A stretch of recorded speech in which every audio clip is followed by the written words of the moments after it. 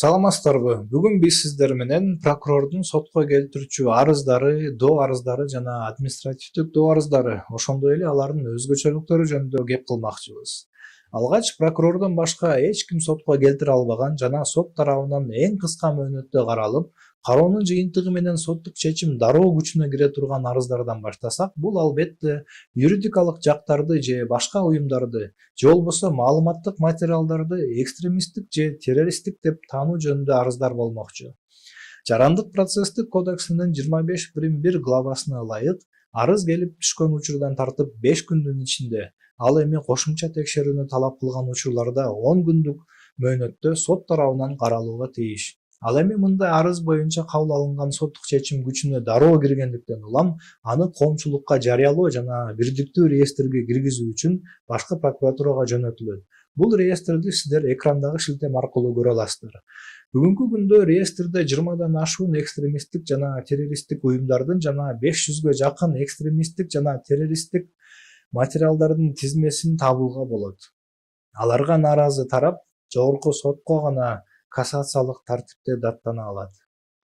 Мындан тышкары, Кыргыз Республикасынын Жарандык процесстик кодексинин 48-беренесинин 2-бөлүгүнө ылайык, аракетке жарамсыз жарандардын же жашы 18ге жете элек балдардын кызыкчылыктарын коргоо боюнча арызды прокурор алардын өтүнүчүнүн бар жоктугуна карабастан бере алат. Ошондой эле прокурор мамлекеттин, коомдун жана чөйрөсү аныкталбаган жактардын же кандайдыр бир жүйөлүү себептер менен өз укуктарын коргой албаган жарандардын кызыкчылыгында доо арыз жана административдик доо арыздар менен сотко кайрылууга укуктуу. Албетте, мамлекеттик жана муниципалдык органдардын, ошондой эле алардын кызмат адамдарынын мыйзамсыз кабыл алган актылары же аракеттери, ошондой эле аракетсиздиктерине карата административдик доо арыздар административдик сотко келтирилсе, ал эми мыйзамсыз торуктар жана келишимдерди жараксыз деп табуу жөнүндө доо арыздар шаар райондук сотторго келтирилет. Алсак 2025-жылдын 1-жарым-жылдыгында республика боюнча жалпы келтирилген 125.696.000 сомдук мүлктү мамлекетке кайтаруу жөнүндө 259 доо арыз канааттандырылып, жоопкерлерден 2.617.000 сомдук мамлекеттик алымды республикалык бюджетке өндүрүү жагы каралган.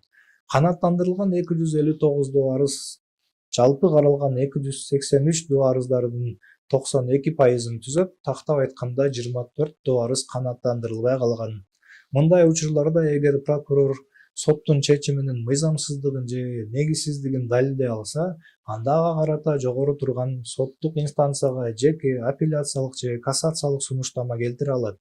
Бирок андай сунуштамалар жана алардын натыйжалуулугу тууралуу эмкиде кеп кылганга чейин сак саламатта болуңуздар.